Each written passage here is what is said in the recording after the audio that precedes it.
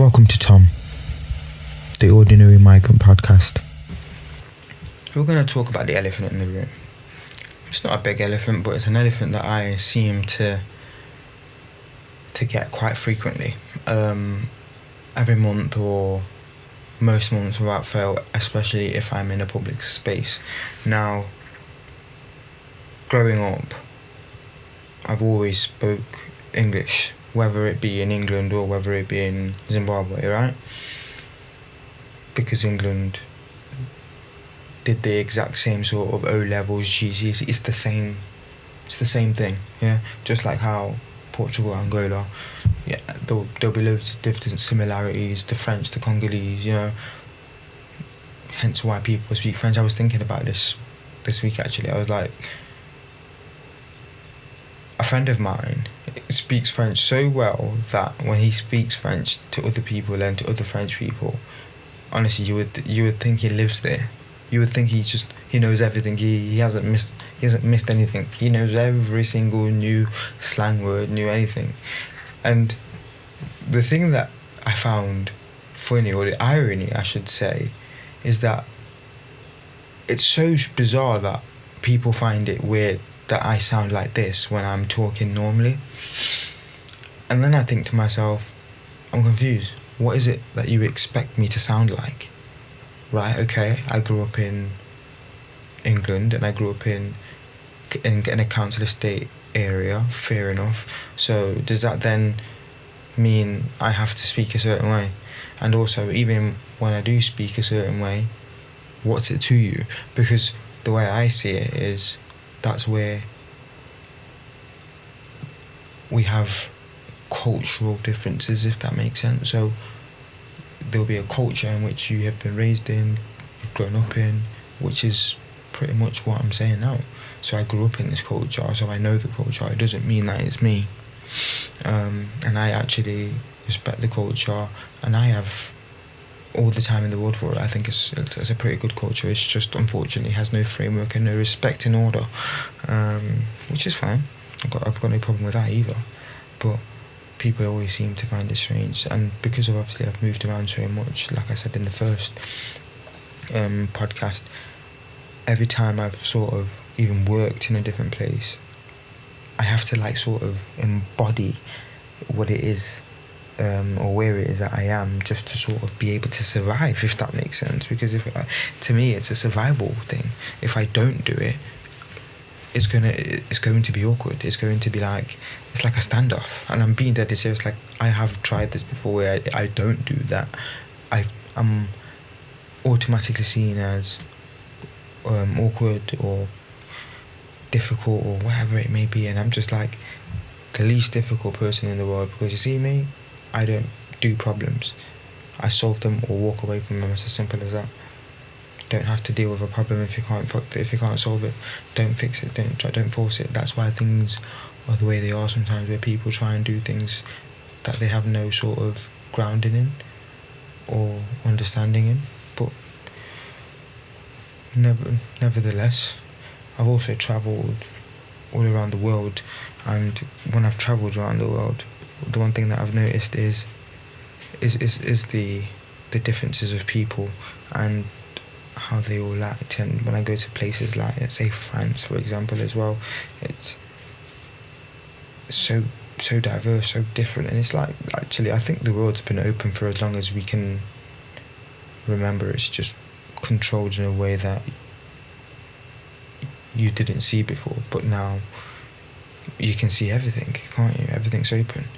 And like, I watch videos and read books about how these van lifers, if you will, or hippies, if you know it the way we grew up, they would travel, and there were these extensive routes all across the world. And I'm like, how on earth would they have had these extensive routes if the world weren't open and people just got along and people respected each other and we all respected one another's cultures?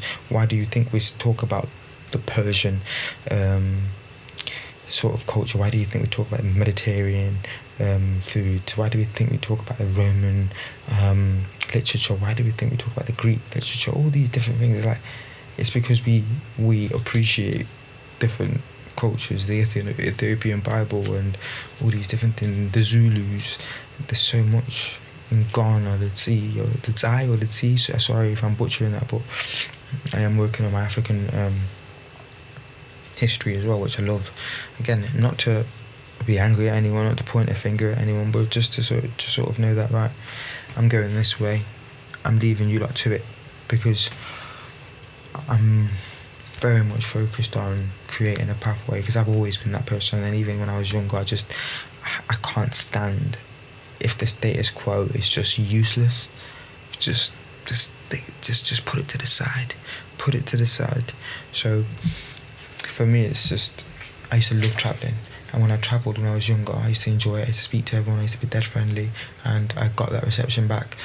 I think maybe now that I'm a bit older and I'm maybe a little bit more resentful towards life, when I have travelled and when I am out and about, I feel the racism, bro.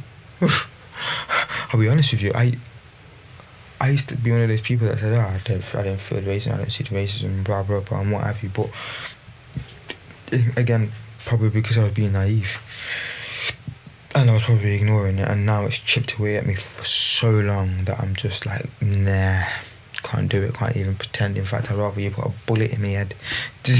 Like, no jokes aside, because it can't be worse than having to grovel just to do the very basics and the very normal things.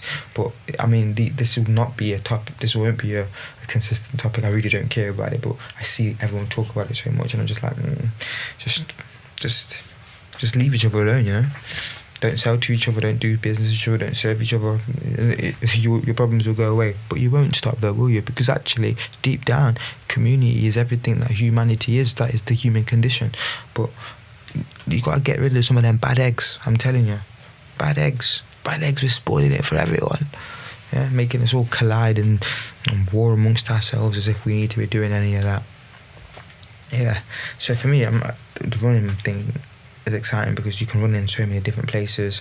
I know some really cool dudes in America. I love how I said dudes because I said America. Yeah, lame. But he hikes and running high, top and merch. I've got his name. He's bro though. He's like the goat. That's how I see him anyway, especially over there. You know, when you just have like when you see somebody, you're like, yeah, that's big unk. That's big unk for sure.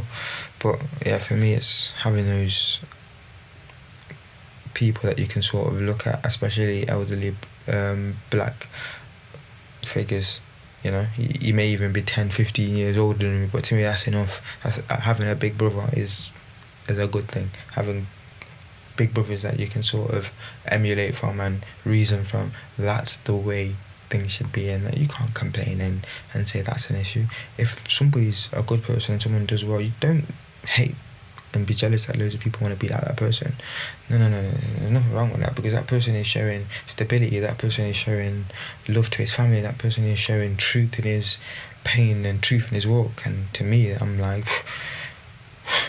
okay, that makes sense, that's normal, that's a lived reality for most people. But most people pretend and don't show the proper reality. I mean, I was looking at my emails a couple of months ago, and I was looking at how I just haven't changed a bit. I'm just now more forceful with what I say, because I have been complaining about the same things for years. I mean, there was an email that I wrote where it said something like, if I go on this holiday, I will be broke.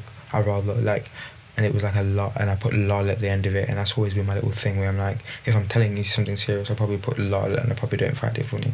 And it was just so interesting to see that the constant neglect of self is so dangerous, because actually I should have told everybody to leave me alone and let me crack on, because I'm a migrant that's come to this country to make something of themselves.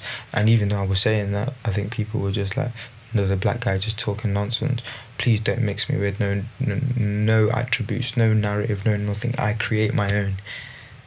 I don't care what's walked before, and I don't say it again to be arrogant, to be cocky or anything. I say it because I want everybody to feel like that. Because why not? Why should somebody feel like they have everything over you or they are over you. No, that's ludicrous. If you need assistance because somebody is well versed in something more than you, great. Just make sure you give them gratitude. And make sure they know their value, and you make sure that you just don't take the mick out of that and just constantly break it and then need them again just because you think they're there. You know, that's nobody likes to be used and abused. People like to be appreciated, and at least if they teach you something, absorb that knowledge and show that you appreciate and that they're teaching it and blah blah blah and whatever else. But again, another thing is that this generation doesn't want to teach anybody nicks. They would and they don't have the patience for it. If I'm honest, they don't have the patience for it. I would definitely do a podcast on apprenticeships, or what's the one, the work experience that they do at school. My God, that's useless. I remember when I did it. Honestly, I've got some words for the business and the company that I did it for. It was just the worst thing I ever did. I ended up having to do work experience at another time at my own time, and even that, to be fair, was okay. It's kind of what led me to do what I do now. But Jesus, I think I could have done something so much more myself, because I think when you're 16 you just feel like you're forced into things, and you're like, people are saying you're this and you're that. And I bumped into a guy that I went to school with, and he was like, yeah, you used to do everything. And I was laughing at him because, like, what a strange thing to say. But even though when I hear it, I'm like, well, why wouldn't I want to be good at everything, or why wouldn't I like to do everything, right? Because I can't constantly always want people, and also life is always showing me that you just have to sort of be above average at everything that you do, because otherwise you'll always be begging, and it will cost you a bombshell and a half to sort of get the knowledge. Unfortunately, value sometimes can be inflated, and unfortunately that fluctuation is what I don't appreciate in life, and people don't realise that they need to stop doing that, because the more we keep doing it, eventually we're going to have a point where nobody buys from everyone. Because you know what, I'm close, I'm very close, but working towards it, and hopefully there is a turn, because I'm seeing a major shift at the minute, and let's hope that it continues. But yeah, thanks for coming. Yeah, be kind, let people sound the way they sound, and let people speak the way they speak. It is what it is. If you don't understand it, then maybe it's down to you to go and read a book and understand what it is that leads people to be the way they are. And if you can't fathom it, just leave them alone, ignore them, say nothing to them, say nothing about them either. It's like it's a sickness. But peace.